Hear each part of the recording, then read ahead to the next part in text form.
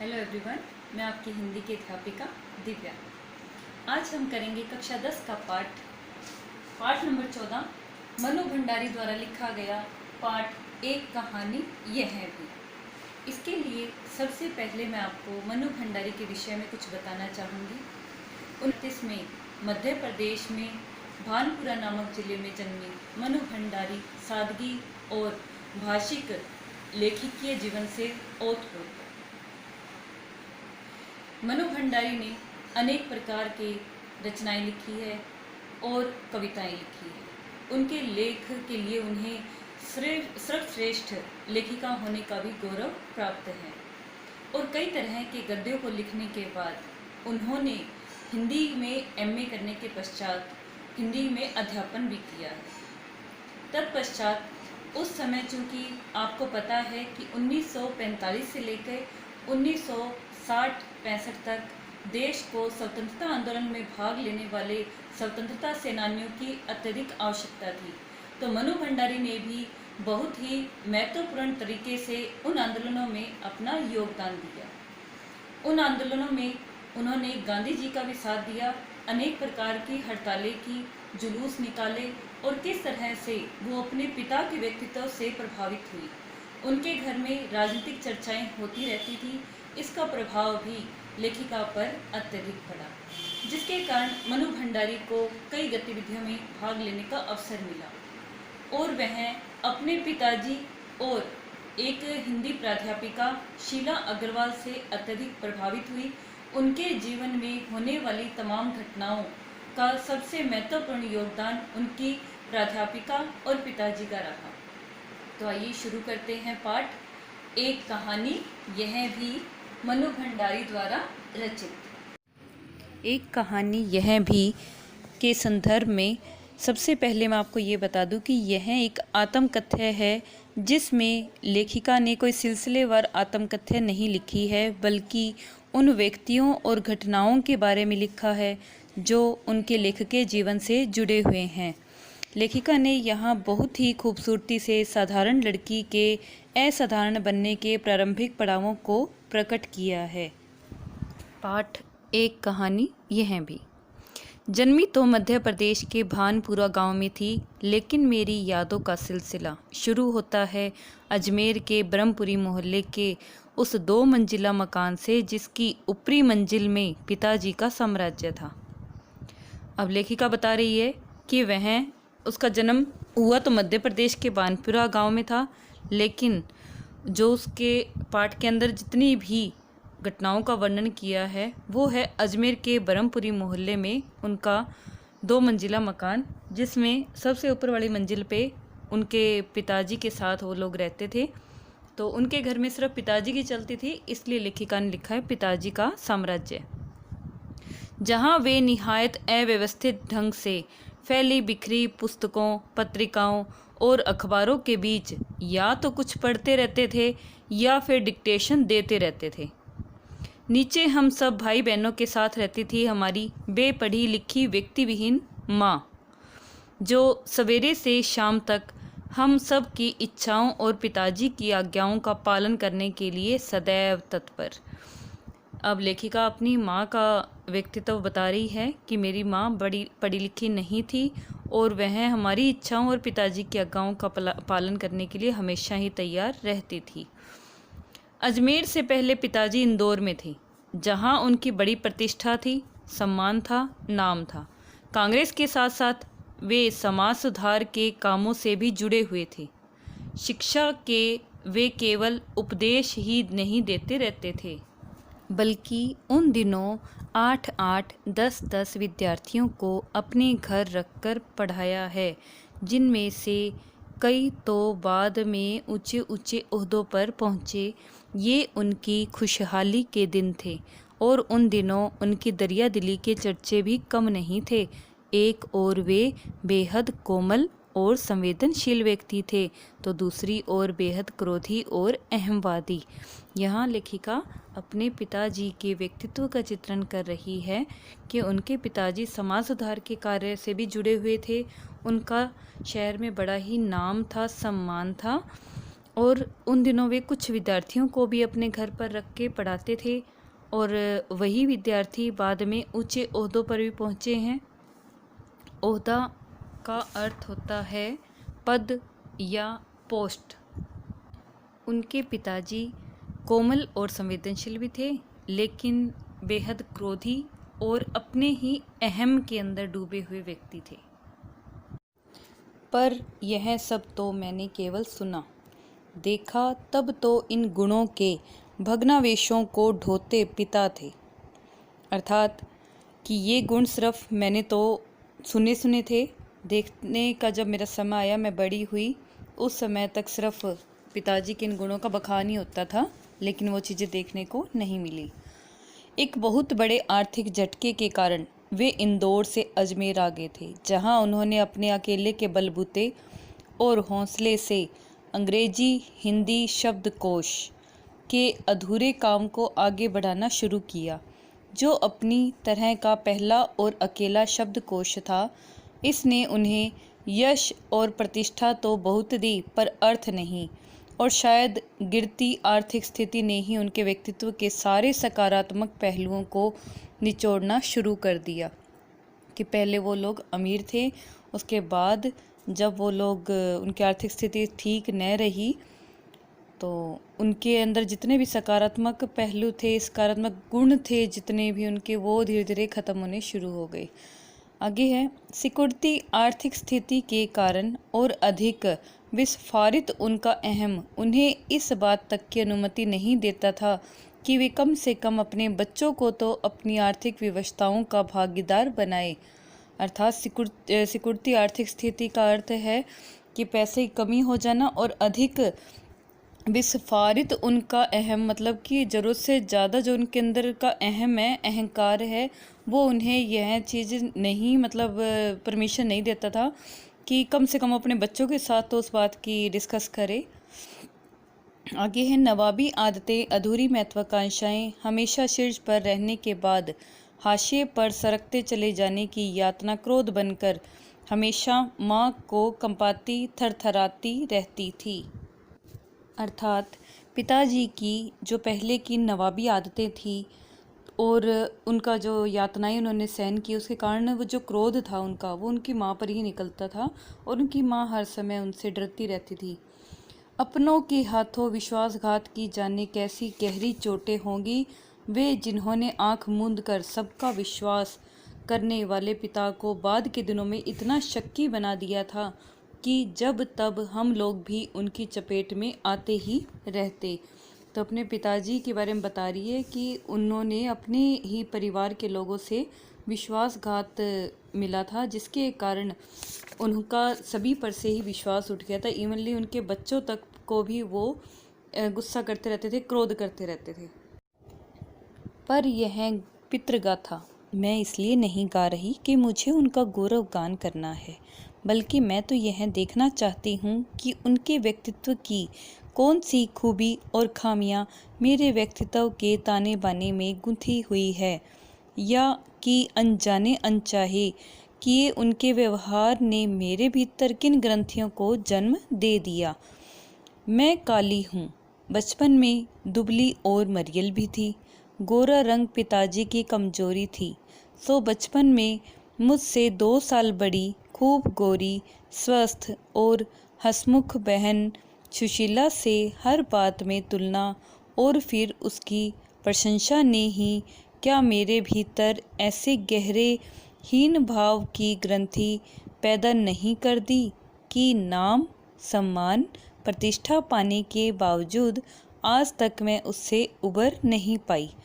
आज भी परिचय करवाते समय जब कोई कुछ विशेषता लगाकर मेरी लेखकीय उपलब्धियों का जिक्र करने लगता है तो मैं संकोच से सिमट ही नहीं जाती, बल्कि गड़ने गड़ने को ही हो जाती हूँ।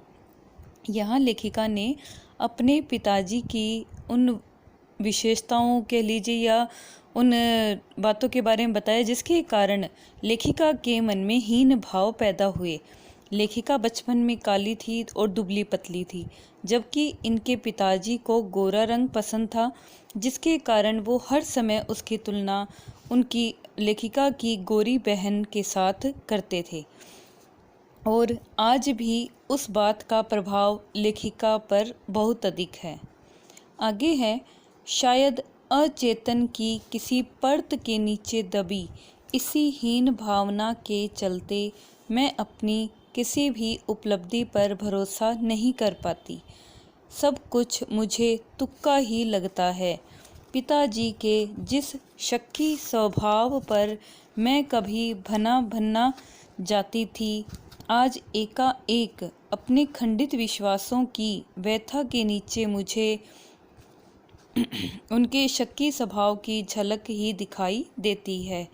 अब लेखिका के पिताजी का लेखिका पर कितना प्रभाव पड़ा है, उनके पिताजी के शक्की स्वभाव के कारण भी आज लेखिका का स्वभाव भी कुछ शक्की हो गया है, वो यहाँ लेखिका ने बताया है। आगे है, बहुत अपनों के हाथों विश्वासघात की गहरी व्यथा से उपजा शक, होश संभालने के बाद से ही जिन पिताजी से किसी न किसी बात पर हमेशा मेरी टक्कर ही चलती रही, वे तो न जाने कितने रूपों में मुझ में हैं, कहीं कुंठाओं के रूप में, कहीं प्रतिक्रिया के रूप में, तो कहीं प्रतिछाया के रूप में। केवल बाहरी भिन्नता के आधार पर अपनी परंपरा और पीढ़ियों को नकारने वालों को क्या सचमुच इस बात का बिल्कुल एहसास नहीं होता कि उनका आसन्न अतीत किस कदर उनके भीतर जड़ जमाए बैठा रहता है। समय का प्रवाह भले ही हमें दूसरी दिशाओं में बहा कर ले जाए, स्थितियों का दबाव भले ही हमारा रूप बदल दे, हमें पूरी तरह उससे मुक्त तो नहीं ही कर सकता। अब यहाँ लेखिका ने बताया कि उनके पिताजी की इस स्वभाव के कारण उनके अंदर जो हीन भावना आई, तो उन्हें अपनी किसी भी उपलब्धि पर विश्वास ही नहीं होता था। जब भी कोई भी कवि सम्मेलन या लेखक सम्मेलन होता, तो उनकी लेखकीय उपलब्धियों का जब भी जिक्र होता, तो वह हीन भावना के चलते ही उस उपलब्धि पर भरोसा ही नहीं कर पाती, और उनके अंदर भी कहीं ना कहीं अपने पिताजी के जैसा स्वभाव ही बन गया। कहीं कुंठा आ गई, तो कहीं पीढ़ियों को नकारने वालों के स्वभाव का प्रभाव आ गया। उसके बाद लेखिका ने बताया है कि समय का प्रवाह भले ही हमें दूसरी दिशाओं में बहा कर ले जाए, कि जैसे जैसे समय बीतता है हम अनेक उपलब्धियां भी प्राप्त करते हैं और अनेक तरह की स्थितियों का भी सामना करते हैं, परंतु जो हमें बचपन में स्वभाव दिया गया या जिस स्वभाव को हमने देखा, उसका असर हम सब पर भली भांति देखा जा सकता है। पिताजी के ठीक विपरीत थी हमारी बेपढ़ी लिखी माँ। अब यहाँ लेखिका ने एक भाषा की सरलता के हिसाब से अनपढ़ को बेपढ़ी बताते हुए बताया है कि हमारे पिताजी के ठीक विपरीत थी हमारी अनपढ़ माँ। धरती से कुछ ज़्यादा ही धैर्य और सहन शक्ति थी शायद उनमें।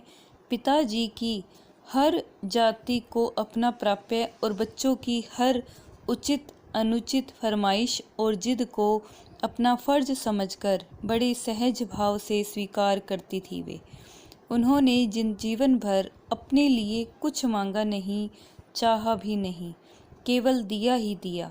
हम भाई बहनों का सारा लगाव माँ के साथ था, लेकिन निहायत असहाय मजबूरी में लिपटा उसका यह त्याग कभी मेरा आदर्श नहीं बन सका, न उनका त्याग न उनकी सहिष्णुता। खैर, जो भी हो, अब यह पैतृक पुराण यहीं समाप्त कर अपने पर ही मैं लौटती हूँ। अब यहाँ लेखिका बता रही है कि उनकी माँ अनपढ़ जरूर थी, लेकिन उनके बच्चों का लगाव था उनके साथ, और इतने अधिक लगाव होने के बावजूद भी वो एक मजबूर सी असहाय स्त्री नजर आती थी, जिसके कारण लेखिका ने अपना उन्हें कभी भी आइडियल नहीं माना। उनका त्याग और सहिष्णुता भी लेखिका पर कोई गहरा प्रभाव न डाल सकी। आगे, 5 भाई बहनों में सबसे छोटी मैं। सबसे बड़ी बहन की शादी के समय मैं शायद 7 साल की थी और उसकी एक धुंधली सी याद ही मेरे मन में है।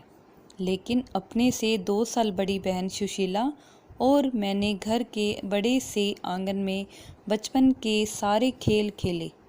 सतोलिया, लंगड़ी टांग, पकड़म पकड़ाई, काली, टिल्लो, तो कमरों में गुड्डे गुड़ियों के ब्याह भी रचाए पास पड़ोस की सहेलियों के साथ।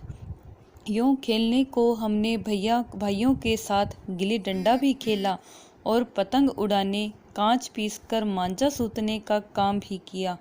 लेकिन उनकी गतिविधियों का दायरा घर के बाहर की ही अधिक रहता था और हमारी सीमा थी घर। हाँ, इतना ज़रूर था कि उस ज़माने में घर की दीवारें घर तक ही समाप्त नहीं हो जाती थी, बल्कि पूरे मोहल्ले तक फैली रहती थी। इसलिए मोहल्ले के किसी भी घर में जाने पर कोई पाबंदी नहीं रहती थी, बल्कि कुछ घर तो परिवार का हिस्सा ही थे।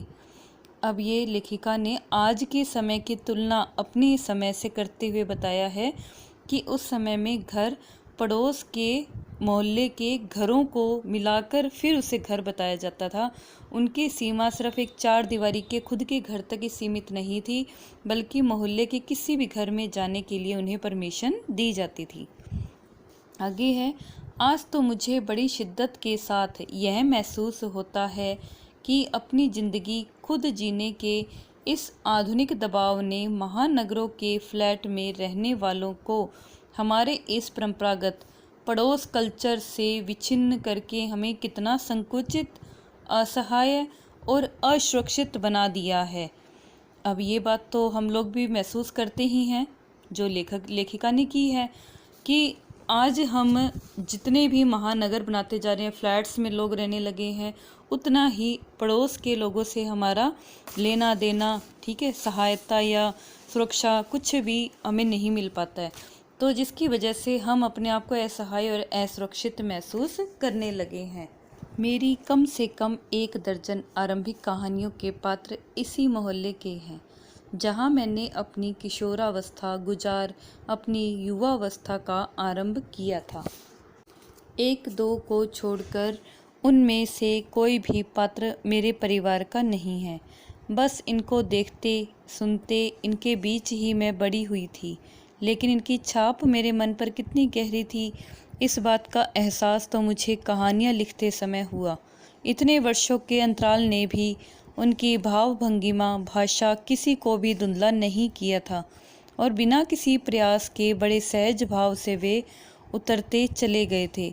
उसी समय के दा साहब अपने व्यक्तित्व की अभिव्यक्ति के लिए अनुकूल परिस्थितियां पाते ही महाभोज में इतने वर्षों बाद कैसे एकाएक जीवित हो उठे, यह मेरे अपने लिए ही आश्चर्य का विषय था, एक सुखद आश्चर्य का। अर्थात अपने पड़ोस के सभी व्यक्तियों को याद करते हुए, उनकी भाषाओं को याद करते हुए लेखिका को अचानक से ही उस समय उनके जो दा साहब थे, उनके महाभोज में उनसे मिलना वो याद आ गया था, जो कि लेखिका कहती है वो मेरे लिए एक सुखद आश्चर्य का विषय था। आगे है, उस समय तक हमारे परिवार में लड़की के विवाह के लिए अनिवार्य योग्यता थी उम्र में 16 वर्ष और शिक्षा में मैट्रिक। सन 1944 में सुशीला ने यह योग्यता प्राप्त की और शादी करके कोलकाता चली गई। दोनों बड़े भाई भी आगे पढ़ाई के लिए बाहर चले गए। उन लोगों की छत्र छाया के हटते ही पहली बार मुझे नए सिरे से अपने वजूद का एहसास हुआ। पिताजी का ध्यान भी पहली बार मुझ पर केंद्रित हुआ, क्योंकि लेखिका के जो भाई बहन थे उनमें एक बहन की पहले बड़ी की शादी हो गई थी, दूसरी जो सुशीला थी उसकी भी सन 1944 में शादी हो गई थी और जो 2 भाई थे वो भी बाहर पढ़ने के लिए चले गए। तो अब बची लेखिका। अब पिताजी का सारा ध्यान लेखिका पर ही रहने लगा। लड़कियों को जिस उम्र में स्कूली शिक्षा के साथ साथ सुघड़ गृहिणी और कुशल पाक शास्त्री बनाने के नुस्खे जुटाए जाते थे, पिताजी का आग्रह रहता था कि मैं रसोई से दूर ही रहूं। रसोई को वे भटियार खाना कहते थे। उनके हिसाब से वहाँ रहना अपनी क्षमता और प्रतिभा को भट्टी में झोंकना था। घर में आए दिन विभिन्न राजनीतिक पार्टियों के जमावड़े होते थे और जमकर बहसें भी होती थी। अब लेखिका यहाँ बता रही है कि उनके घर में एक रसोई को उनके पिताजी बटियार खाना कहते थे, क्योंकि उनके पिताजी को लगता था कि लड़कियां रसोई में जाके अपनी क्षमता और प्रतिभा को जला देती है, खाने के साथ ही उन्हें सिर्फ खाने की ही सुध रहती है और बनाने की रहती है, तो इसलिए उन्हें किचन में जाना लड़कियों का पसंद नहीं था। बहस करना पिताजी का प्रिय शगल था। शगल अर्थात शौक। चाय पानी या नाश्ता देने जाती तो पिताजी मुझे भी वहीं बैठने को कहते। वे चाहते थे कि मैं भी वहीं बैठूं, सुनूं, जानूं कि देश में चारों ओर क्या कुछ हो रहा है। देश में हो भी तो कितना कुछ रहा था। सन 1942 के आंदोलन के बाद से तो सारा देश जैसे खोल रहा था, लेकिन विभिन्न राजनीतिक पार्टियों की नीतियाँ, उनके आपसी विरोध या मतभेदों की तो मुझे दूर दूर तक कोई समझ नहीं थी।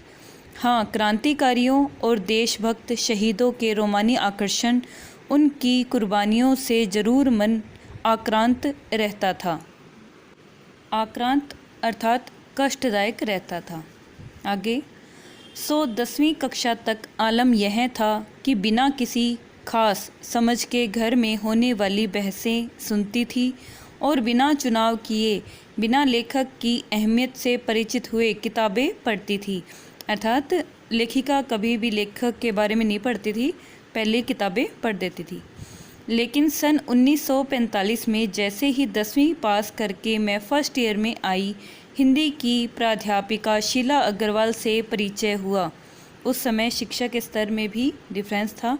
फर्स्ट ईयर जो आज हम +1 को बोलते हैं, उसे लेखिका ने फर्स्ट ईयर का नाम दिया है।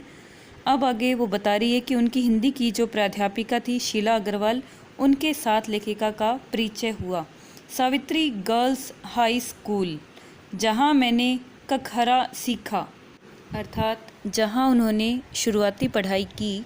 वो 1 साल पहले ही कॉलेज भी बन गया था और वे इसी साल लेखिका का वहाँ प्रवेश हुआ था। उन्होंने बाकायदा साहित्य की दुनिया में प्रवेश करवाया। मात्र पढ़ने को चुनाव करके पढ़ने में बदला। खुद चुन चुन कर किताबें दी, पढ़ी हुई किताबों पर बहसें की, तो 2 साल बीतते न बीतते साहित्य की दुनिया शरत प्रेमचंद से बढ़कर जैनेन्द्र, अज्ञेय, यशपाल, भगवती चरण वर्मा तक फैल गई और फिर तो फैलती ही चली गई।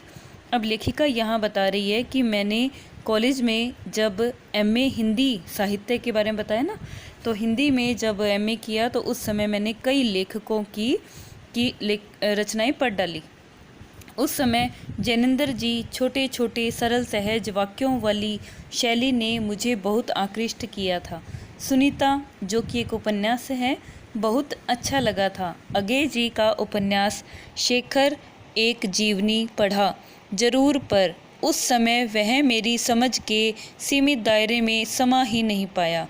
कुछ सालों बाद नदी के द्वीप पढ़ा तो उसने मन को इस कदर बांधा कि उसी झोंक में शेखर को फिर से पढ़ गई। शेखर यानी कि अज्ञेय जी का जो उपन्यास था उसी की बात कर रही है, इस बार कुछ समझ के साथ। यह शायद मूल्यों के मंथन का युग था। पाप पुण्य, नैतिक अनैतिक, सही गलत की बनी बनाई धारणाओं के आगे प्रश्न चिन्ह ही नहीं लग रहे थे, उन्हें ध्वस्त भी किया जा रहा था। इसी संदर्भ में जैनेन्द्र का त्यागपत्र, भगवती बाबू का चित्रलेखा पढ़ा और शीला अग्रवाल के साथ लंबी लंबी बहसें करते हुए उस उम्र में जितना समझ सकती थी मैंने समझा। अब लेखिका ने इस पूरे पैरे के अंदर जैनेन्द्र जी, अज्ञेय जी, यशपाल जी और भगवती चरण वर्मा, जो कि हिंदी साहित्य के अंदर एक अपनी अलग ही अपना स्थान रखते हैं, अलग ही अपनी छवि रखते हैं, तो उन लेखकों की जीवनियाँ लेखिका ने बचपन में ही पढ़ डाली थी। अर्थात जब वो कॉलेज गई थी तब उन दिनों में और उन्होंने सही गलत की एक पहचान भी कर ली थी कि कौन सा लेखक अच्छा लिख रहा है, सही लिख रहा है या गलत लिख रहा है। तो जितना वो समझ सकती थी उस उम्र में, उतना उन्होंने अच्छी कोशिश की। और ये सब हो गया था हिंदी प्राध्यापिका शीला अग्रवाल के प्रभावित होने के कारण।